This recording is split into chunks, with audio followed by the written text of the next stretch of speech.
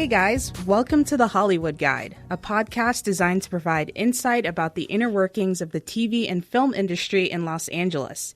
Each episode, we talk to someone currently working and living in LA and find out everything you need to know to navigate the entertainment capital of the world. If you're an amateur writer, actor, director, or producer, then this is definitely the show for you. My name is Courtney Jonathas, and I'm your host. I'm a grad student studying mass communication, and I actually spent this past summer working in LA, so most of my guests will be people I connected with while there. Shout out to everyone listening via Apple Podcasts, Spotify, YouTube, and anywhere else. Thank you for tuning in. Since this is the inaugural episode, we actually have a very special guest. Davy Perez is currently a staff writer and co-producer on the long-running CW show Supernatural, and I was lucky enough to be a production assistant this past summer on the set of his new short film called Protest, in which he makes his directorial debut. Davy, thank you so much for taking the time to join the show today. Oh, you're very welcome. Thank you for having me. I'm excited to be a part of this. Awesome. And I understand that you actually had the screening for Protest about a week ago. How did that go? We did. We screened at the Latino Media Fest through the NALEAP organization, and it went really well. I mean, people received the short as eagerly and excited as we were to make it, and it's as you know, since you were on it, a story about women's rights and about, our sort of perceptions of that in our current struggles as a country to come to terms with our own individual morality versus just working together as a community. And everyone saw the story and was impacted in a way that we wanted them to be impacted by it. So I would say this screening went really well. That's so awesome. I definitely wish I could have been there, but I'm stuck on the East Coast. Well, it's all right. I'm stuck on the West Coast. So why don't you start out by telling us a little bit about your background and the journey that led up to you becoming a writer on Supernatural? Absolutely. Well, I'll tell you, my background is sort of the atypical experience, I would say, but I don't think there is any one way to get to where you're going in this career. But for me, I'm actually an LA native. I'm from East LA, born and raised. My family... we lived in Echo Park, and then we moved to Montebello for a while. And I have no connections to the industry as far as my family is concerned. Coming up, I was creative. I was into the arts, but I had no way of knowing how I'm even going to get to the kind of career that I wanted to get to. I was also a very rowdy, rambunctious kid, and I played in a lot of punk bands, and I dropped out of high school, took my GED, and began pursuing acting. So I went to an acting conservatory for some time, and I thought that's going to be my way in. And in some ways it was. I got exposure to working on set as a background artist. I was a PA on different productions. So I started to learn kind of hands-on what each department does, who they are, what a call sheet looks like. And, through a lot of basically side jobs and networking, I eventually ended up as an assistant at ABC Studios. I was a second assistant, so I wasn't even the first assistant. I was the second assistant, getting coffee and making copies for people. But at the same time, it was in TV development, so I got to read a lot of scripts. I got to see how a pitch becomes a pilot, and then how that becomes a series. And from that, I was a writer's PA on a show called My Generation, and the showrunner of that was Noah Hawley. And My Generation only lasted, I think, 2 episodes. But 2 years after that, Noah had Fargo. And I, from having worked with him before, was in a place to become his assistant on season 1 of Fargo. Then that's really where, after kind of years of putting in my time in the assistant world, I think my career started to really take off for myself, because I learned a lot from him. I learned a lot from being on that sort of kind of show where the storytelling, the artistry was very top down. And that same year, I wrote a script. I got into a writing workshop, and I got into the ABC writing program. Now, every studio has their own sort of writing program for people that are just looking to break in. I was applying to all of them, as I think anybody who wants to find a way in should do. They should find whatever way they can wedge their foot into a door. And I applied to the ABC program for about 5 years straight, and not getting in any of those years. But this final year, I got in. That put me in a position to get staffed on American Crime season 1 and 2. And coming off of that, I was brought into a meeting here at Supernatural, and at that point, I was a writer with credits, and I was no longer coming in through a diversity program or through a writing program. I was just in the mix of people that you bring in for meetings, and I had a good meeting with Andrew Dabb, our showrunner. He offered me the position of story editor, and that was 3 years ago, and I've been here loving my storytelling experience ever since. That's so awesome. So I know you mentioned that you actually started off as an actor, but what made you want to make the transition from acting to writing? Like, when did you figure out that you wanted to be a writer instead? Well, it's a funny story. First, I will say that I think part of the reason why I wanted to be an actor is that in some communities, when you don't have a way in and you don't understand the way that filmmaking and television works, the immediate thing you see on screen is an actor. And so subconsciously, I think you might be saying, I want to tell stories and I want to be part of this entertainment industry. And consciously, all you can think of is, I want to be an actor, because that's the only thing that you know firsthand that you see.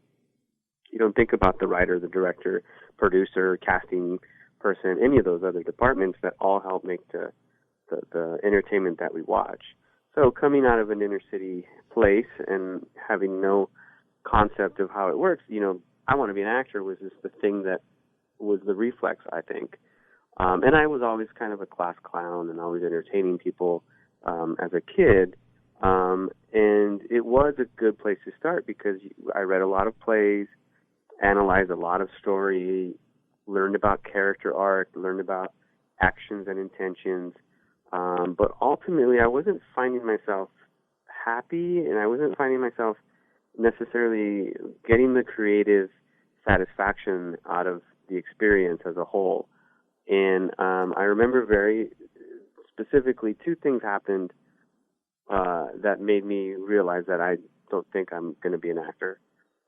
First, I was in an advanced scene study class, and we were doing this really intense scene where I think it's half full of rain, and I'm a drug addict, and my wife's leaving me. And at the time in my personal life, I had a lot going on. I was dealing with a lot of personal, emotional things that were on my mind. And I did this particular scene. I don't remember really anything other than having a nervous breakdown on stage. I said the lines, because I had memorized them. I kind of reacted to what was going on around me, but I was in a fog, and it was literally me working out a lot of personal stuff. And the scene ended, and then I just remember hearing the teacher, director person in charge of the class kind of look at me and go, Davy, that's probably some of the best work I've ever seen you do, and I have no notes for you today. Like, that was just really good work, man. And I just was thinking, like, that's the work? Like, I can't have a nervous breakdown. If my best is to have a nervous breakdown on stage, then I'm probably not doing this right. And B, like, I don't think I'm going to last very long if this is what I have to do to creatively be a part of this story. And around that same time, another sort of thing happened, different circumstance. I was now kind of overanalyzing, choices on stage, and I was like kind of not really in the scene. I was just sort of like going through the motions of something, And the same director, teacher person was like, let's stop the scene. Davy, what's going on? Well, you're off today. What's happening? And you're not in the moment. That's a very big actor thing. And I said something that probably very pompous to say and egotistical, but at the same point very revealing. What I said was, I'm just conscious that everyone around me is making bad choices.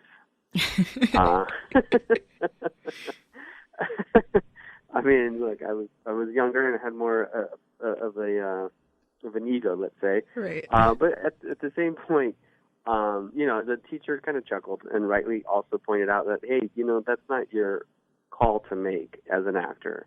You're on stage, you're in your character, you react off of the things that are happening, you feed off of what's being given to you, and you respond. If you want to think about choices, that's a writer's problem, that's a director's problem. You don't think about those things. And I was like, hey, well, that's a problem I want to have then. I want to have the writer's problem. I want to have the director's problem. If it's their duty to figure out everyone's choices, and that's where I naturally, I want the whole pie. I don't want to just be one piece of it. That sort of spurred my passion to then come onto this side of the camera. And ultimately, it's why I started to do production work because, again, being from a low-income family with no uncles to call, I had to work my way up from the bottom. When you first started out, writing professionally, what were some of the biggest challenges that you had? I think on a practical level, there was a financial challenge to try and survive, try and work a day job, and also be motivated enough to be creative, which led into individual challenge. I think I had to mature as a person. I had to become more self-motivated and more dedicated to say that I have to do this discipline. I have to discipline myself. I have to find ways of engaging this even when I don't want to, because 40 hours of my week are just trying to put a roof over my head and the food on the table. I still have to put in at least another 20 to 40 creating the craft. I didn't always do that, and so I think it took me longer than it should have, or than it could have. Ultimately, I am where I am, and I'm great. I'm not, everything happens the way it's supposed to. But I don't think I was as dedicated to it in the early days that I could have been. And then also, with each success that I've experienced and understanding the amount of work that I needed to do to get that, I've sort of also realized the amount of work that I need to do to get the next thing that I want. And since that didn't live in me in the beginning, and it was just sort of this I'm going to figure it out kind of a journey, I would say that probably held me back the most. Yeah, it's definitely difficult trying to balance, how many hours you need to put into your craft, into writing, and balance, the other job that you have to pay your bills. But what were some of the things that you think helped you improve as a writer? Well, I think it's when I started to write what I enjoyed watching and what I wanted to say. And I also tapped into my personal worldview more. And I think when you're in the early days of writing, a lot of people tend to write what they think people want to see, what they think is a cool idea. You try to put in twists because you have this feeling that maybe people will think you're clever or that you're this great writer who thought out all these twists and turns. And I was kind of one of those writers where I was just trying to do either something very witty or something very cerebral, but it just didn't land and it didn't affect people the way that I was thinking that it should. And ultimately, one of the writing samples that I started to get people's attention with was one that I wrote because I sort of put everything aside and I said, what would I just want to actually have fun writing on a weekly basis if it were a show, or if this came on, I would be the person watching it live every week. And I came up with this pilot idea of a H.P. Lovecraft world, and there's this antiques dealer, and he becomes sort of this modern private eye investigating cursed objects. And this premise was exciting to me because I love that kind of genre. And I wrote this spec pilot pretty quickly, and then revised it. I wrote the original one in a month, 2 months maybe, but I revised it over the course of a year. I was always working on it, getting notes from people, going through a writer's group, and really engaging the craft in that disciplined sort of way that I talked about. And I got that script to a really solid place that when it went out into the world for me to try and get management, I very quickly was able to find somebody interested in repping me, and that script got into a writing workshop, and that script led to all the other things that happened for me. Awesome. So write what you love. That's definitely great advice. Earlier you mentioned that you were selected to be a part of the ABC writing program. I believe that was in 2014. What Yes. was your experience like in that program? What are some of the benefits you think a program like that has for a writer? Well, I had a great experience, and I actually am still very connected to ABC Studios through that program. And they do workshops and mixers, and they really have a sort of community of alumni that you kind of get plugged into, and it's a great resource in that way.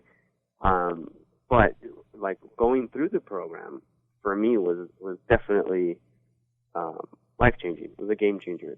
I learned how to market myself in a very direct way, how to be confident, how to just talk about my journey in general meetings, how to really represent who I am in a very succinct way so that when I do go for a meeting to try and get a staffing job, I'm not representing either a false version of myself or a quiet kind of nervous, you don't really get to know me because I'm too scared to really reveal who I am. Right.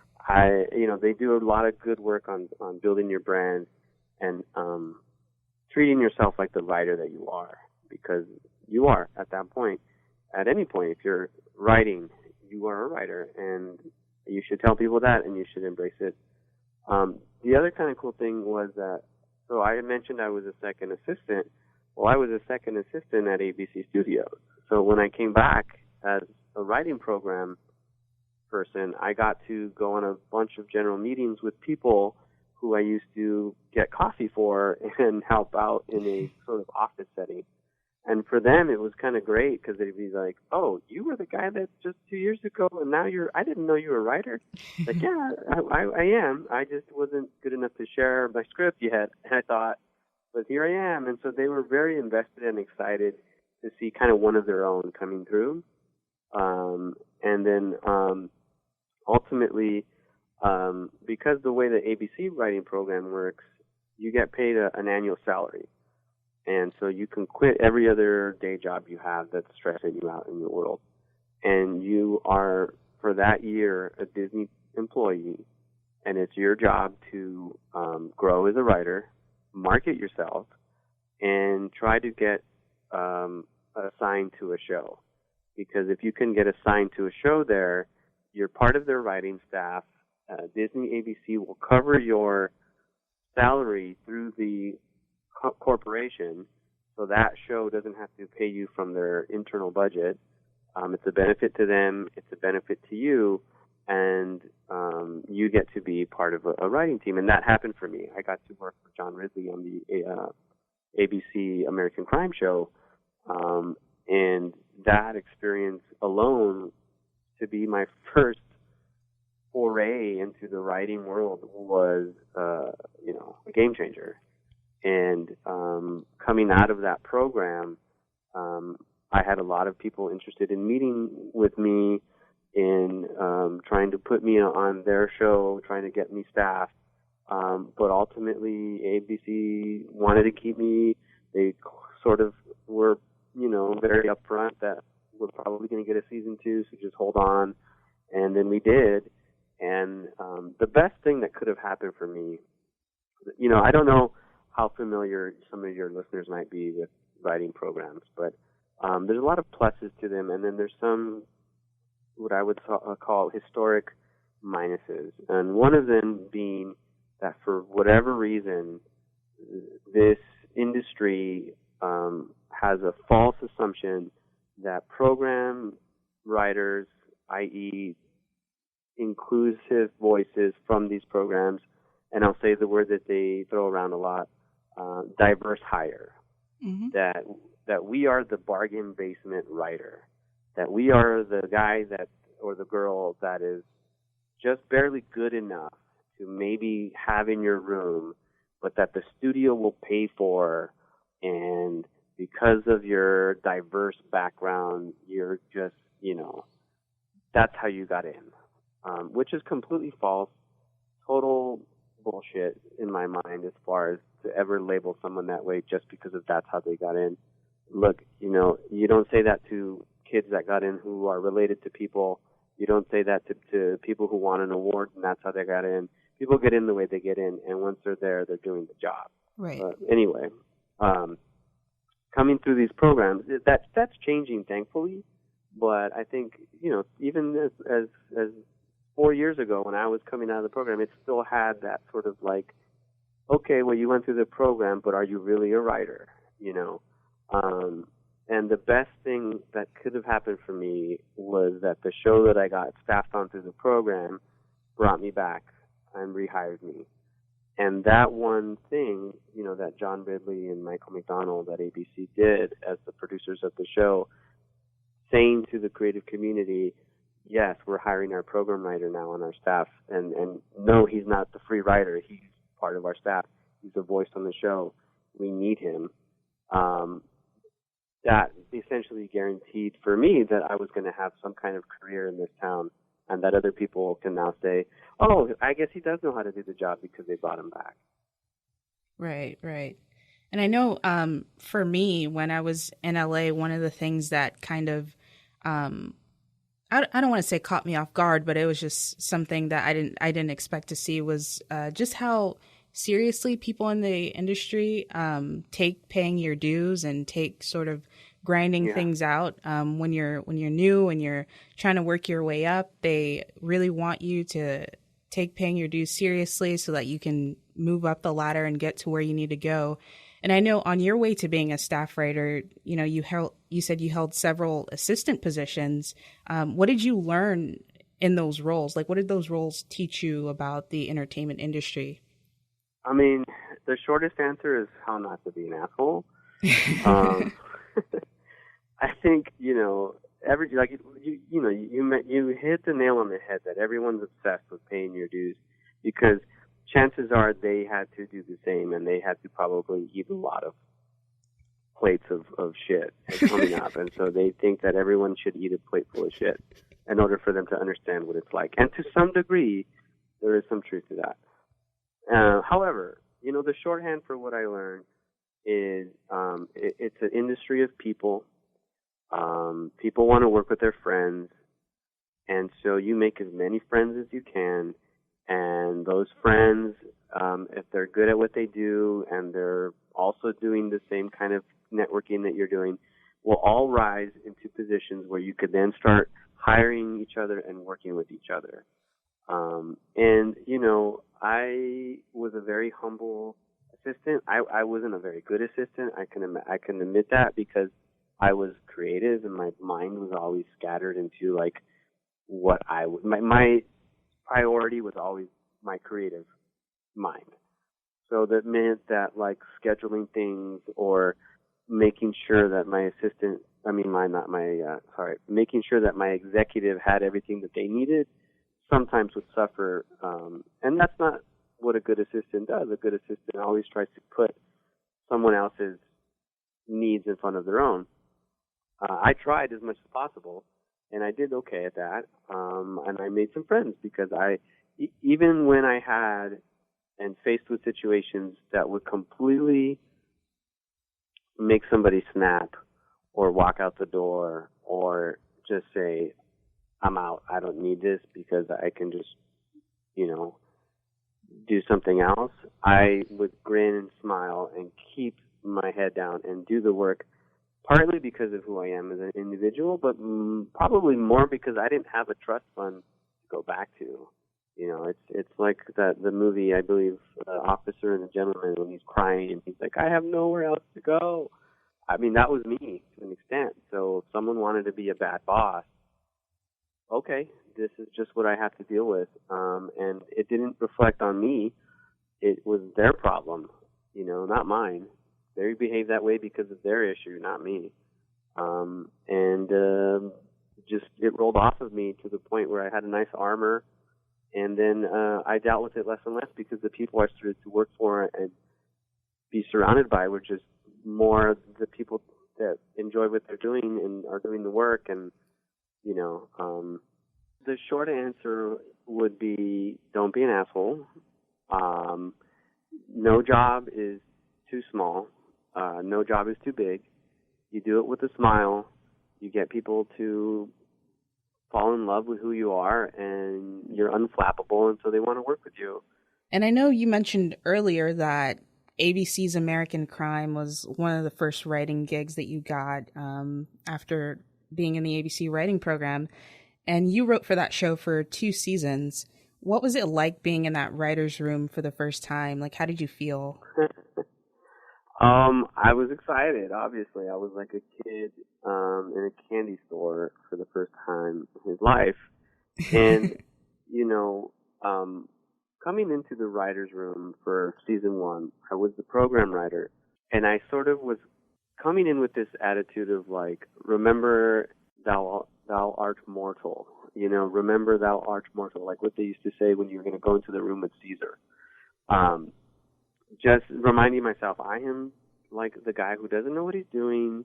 This is a room full of experienced professionals, award winners, playwrights, top of their game writers, and me, So just go in and maybe check yourself a bit. That was probably my attitude going in the first day. Now, the funny part was that same first day, the first thing John Ridley said was, everybody is on an equal playing field here. Throw out all the egos, throw out all the awards and the attitudes and the titles, and we are all here to tell this story. And the best idea is going to come from whoever, and just forget about titles when you're in the room. It's all about character and story. And also, looking around, he said, all of you are future showrunners, and that's how I see you. I was like, wow, that's awesome. And we started to talk about the characters, and one of the first characters was this kid, Tony, who was this Latin kid who was going through his juvenile delinquency adventure. And I was like, well, I know that kid. And so I ended up talking more than I should have probably, but it was just because we were talking about a character that I understood from inside of me. Right. And so I contributed a lot, and that just grew into a way of working where I felt comfortable contributing, and it was very collaborative, and I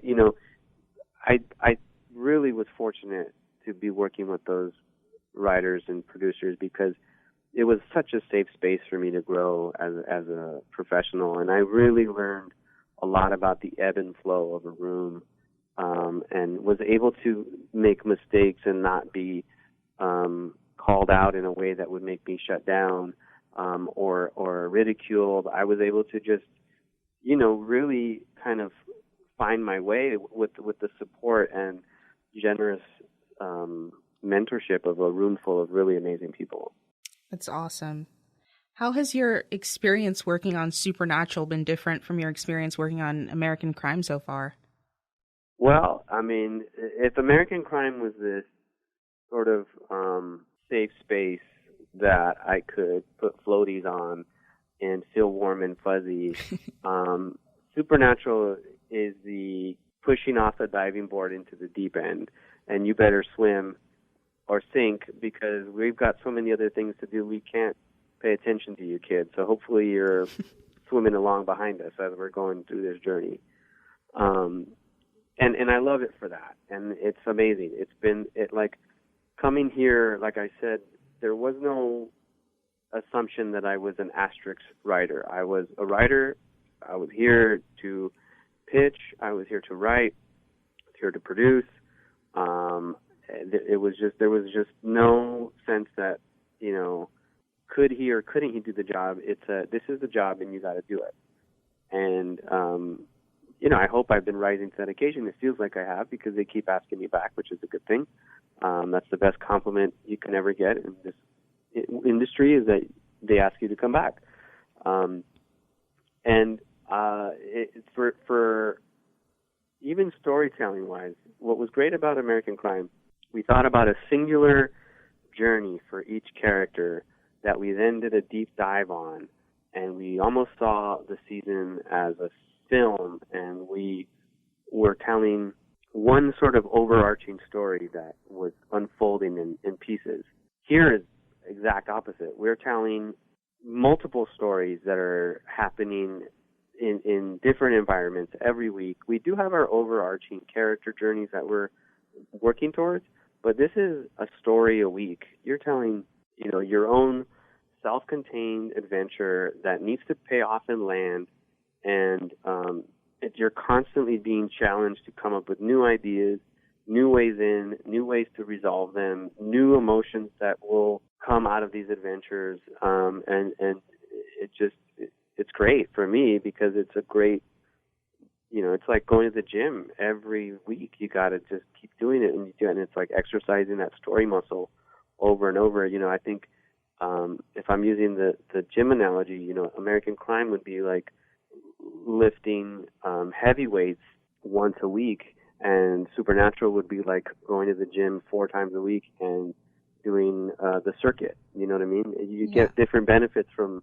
either one, and both are going to be exciting and help you develop. I know Supernatural actually kicked off its 14th season last week. 14 seasons is a lot, so congratulations to you guys for being able to keep the show on the air for that long. Thank you. What's been your favorite part about writing for the Winchester brothers?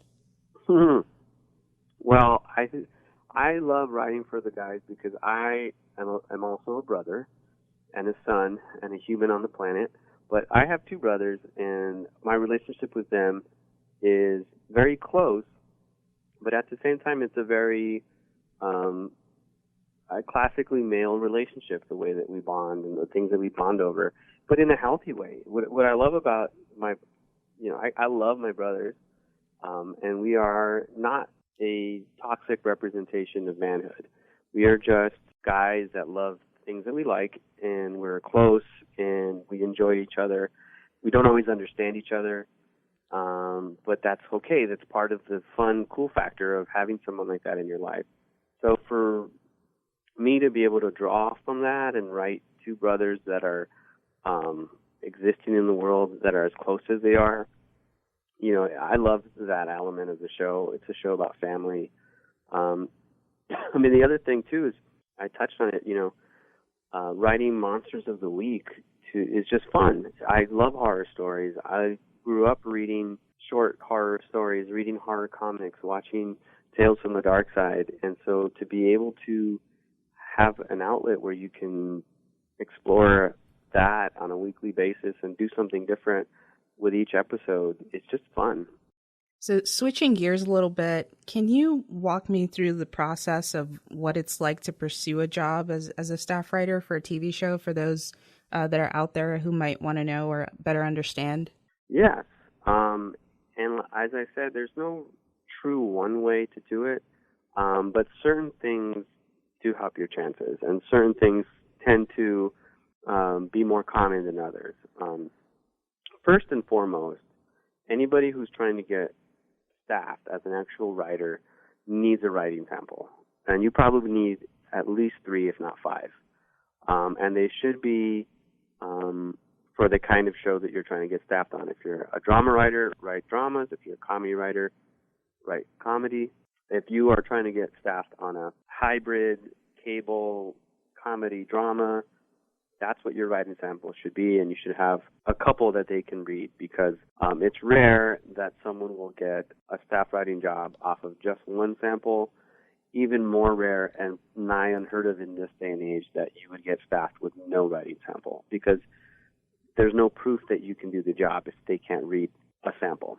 Other things, the assistant route is a common route that people do.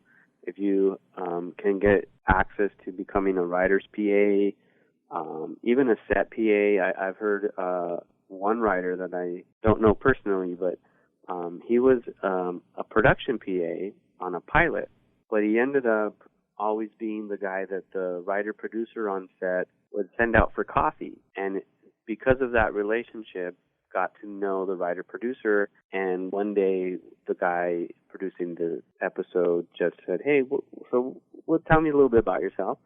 And this writer said, "I'm graduating from school. I'm just, wanting to start my career as a writer, and so I'm taking any job that I can." And the writer-producer was impressed by this kid, not only just humbly doing his job, but also being able to articulate exactly what he wants out of the career. And so when the show got picked up and sent to series, they brought that set PA into the writer's room as the writer's assistant. He skipped over the writer's PA, went straight to writer's assistant. And if I'm remembering it correctly, I believe in season 2 was given a script that they could share. So you never know where the relationships are going to pay off for you. So I encourage people to develop them with anyone that they can. Make them as genuine as possible. Don't do the forced, this isn't trying to sell insurance to people. Everything's not a game that you're trying to leverage things over on people. If you make friends in a genuine sort of way, then genuine connections happen and genuine opportunity comes from that. Yeah. One of the things that I learned while being in LA is how much easier having an agent or a manager can make things when you're an entertainment professional. So what would you recommend to a new writer with regard to how they can get an agent or a manager? What I always tell people that ask me about representation is to actually flip the paradigm on its head, because too many writers approach the process as if the agent or manager is someone that is hiring them, and they'll I need them to read me, I need them to be impressed by me, I need them to just bring me on, and you treat it all like a big favor that someone's doing for you. Now, I had the benefit of working in the industry long enough to start to understand the reality of the relationship. And the reality is actually the opposite. You are hiring the agent and the manager. You are offering them 10% of whatever income you're going to bring, 15% if you only have a manager, but 10% each to a manager and an agent. So 20% of your total income you're willing to share with these individuals, and all they have to do is find you a job. And so I always approach the process as if you're interviewing them. What would you do for me? Why would you want to sign me? Do you have clients like me? How would you sell me? And these were the questions I would ask to potential people that were going to represent me. And I ultimately found that a lot of the people I met with, half of them were like, okay, I got they treated me with disrespect because they thought, who is this kid asking me these things? And I just realized, well, if they can't see that I'm bringing potential and they're treating me already this way, then that's not someone I want to champion me. Some people were impressed, and they were quite honest because of my honesty. They would say, hey, I took this meeting because I wanted to get to know you. I don't think that you're ready to sign now, but I'm impressed by, your grasp of things, and I really want to keep in touch. And that was like, okay, that anybody who understands the industry will respect you for asking those questions. And ultimately, I got to a place where Steve Smith at Stagecoach read my Cthulhu Noir spec, liked it, brought me in, he actually was upfront too, because he said, I'm meeting you because I'm going to track you because I think you have potential. Here's some things about the script that maybe you want to look at. You know, you can make it a stronger sample for yourself. I asked him all my questions, and he said, yeah, if in the future we brought you on, this is how our game plan would be for a writer like you. We would start you off, you know, maybe looking for some genre things because you have a genre sample. We would lean on your, you know, Latinx value that you can bring as a new voice. And he was from the Southwest, so we had a lot in common about, you know, we had a similar mentality about the world, and it was a great meeting. What I did after that meeting is what got me signed. So I left that meeting with a good to know you, liked your script, you should write some more, and keep in touch. Here's some notes. And I took all of those notes that he had given me along with Evan, who also works there, and I took a very sincere look at my script, and I, within a matter of like 3 or 4 days, turned around a revision. I didn't take every single note. I took the notes that I agreed with, that I think also elevated the material. I, you know, worked my day job and came home and spent 2 hours a day for those 3-4 days revising the script, so a total of like 8 hours of my time. And on that Friday, I emailed them, thanking them for the meeting, thanking them for their time. Also, here's the revision based on our conversation. Read it when you have a moment. I'd love to hear what you think of the new version. And that Monday, I got a call from Steve, and he's like, hey, I read it. It got so much better. But more than that, I'm just impressed that you actually took our notes and that you turned it around so quickly. He's like, that's like one of the biggest skills that you'll need as a staff writer is taking a note, processing it, and then turning it around as quickly as possible. He's like, that it was enough for us to now see the missing piece, and they signed me off of that. Essentially signed me as an assistant with no credits and one writing sample that was drama, but based on my work ethic. And from that point forward, I was able to now say I'm repped with, as you mentioned, if you can say that to the creative community, it opens more doors for you because they just have, you know, again, those perceptions. If you're not repped, you must not be good. If you're repped, oh, you must be good. I can read you now.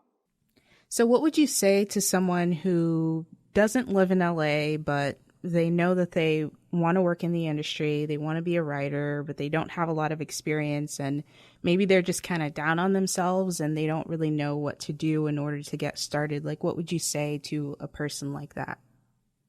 Well, to someone who was, you know, feeling far removed from the industry, wanting to get experience and not knowing what to do, I would say give yourself the experience. And I know that a lot of advice you hear from different sources is pick up a camera. iPhones have cameras now. You could do anything. But the reality is there's some truth to that. You don't need anyone's permission to write.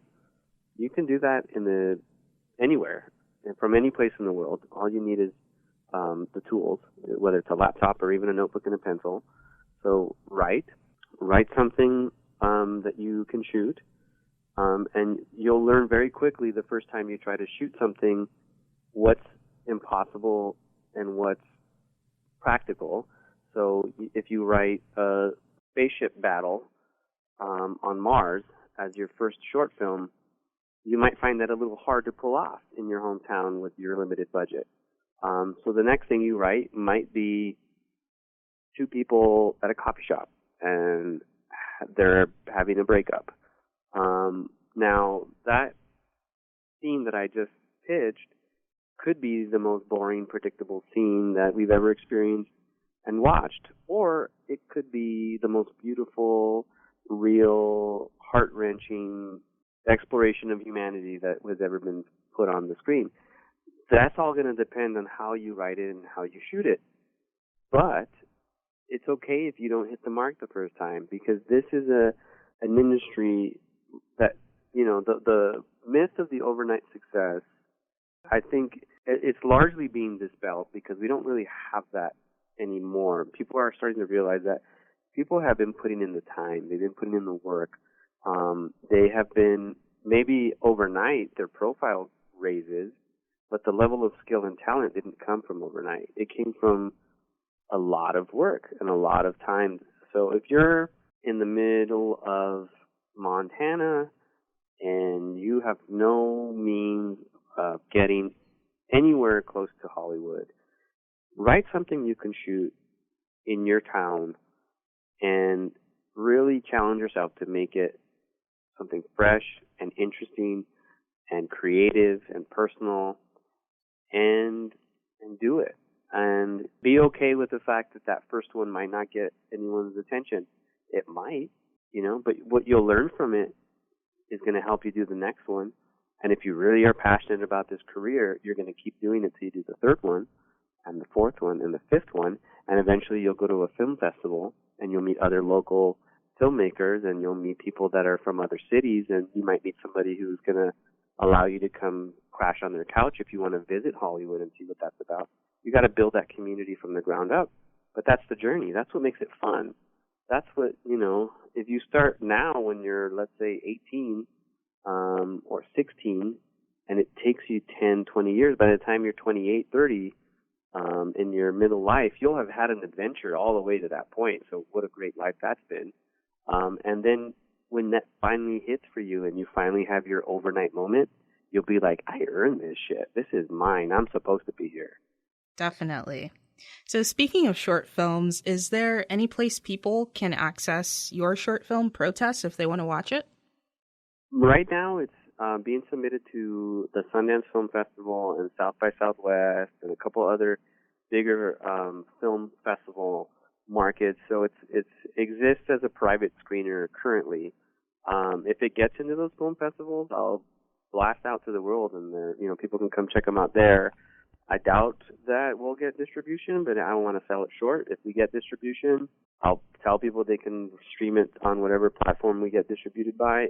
I'm going to eventually, in a year after the cycle of private screenings and shopping it around, I will just put it online for the world. Like, I have a short called Abduction, which I actually shot last year. It's kind of a not a proof of concept, but more of a practice of my skills, and I put that through the festival circuit. It's gotten into some. I'm hearing back in about a month or two as far as if I'm going to get into some of these last film festivals I applied to, and that one will go online probably November, December after it runs its cycle.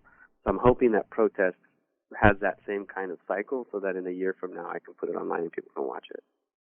Awesome. Well, definitely keep me updated on what happens. I look forward to seeing more of your work in the future. Thank you so much again for coming on the show.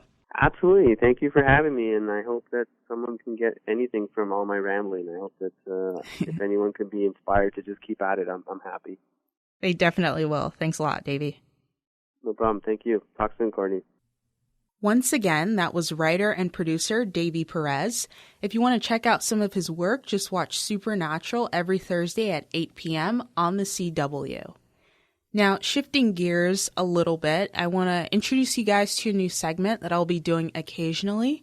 It's a segment called Stuff You Should Read, and I don't have like a little jingle or a little instrumental to go along with it right now, but maybe I will in the future.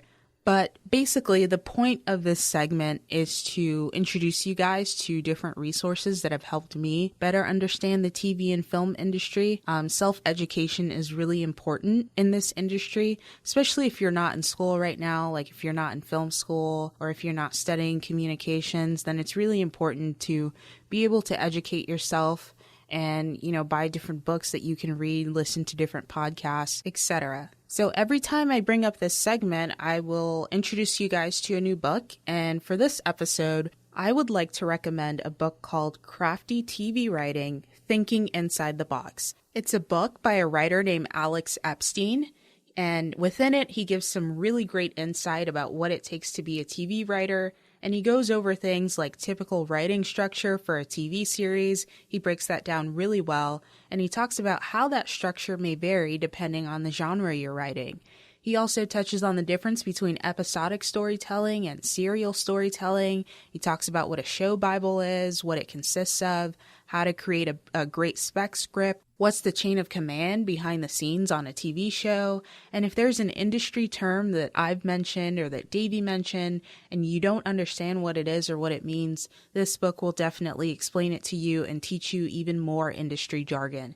It's a short read, just 268 pages, and even after that, it has a great appendix section with sample scripts that Epstein has written, sample beat sheets, sample breakdowns, and tons of other great info. Definitely check this book out if you can. And with that, we have finally reached the end of the road for this episode.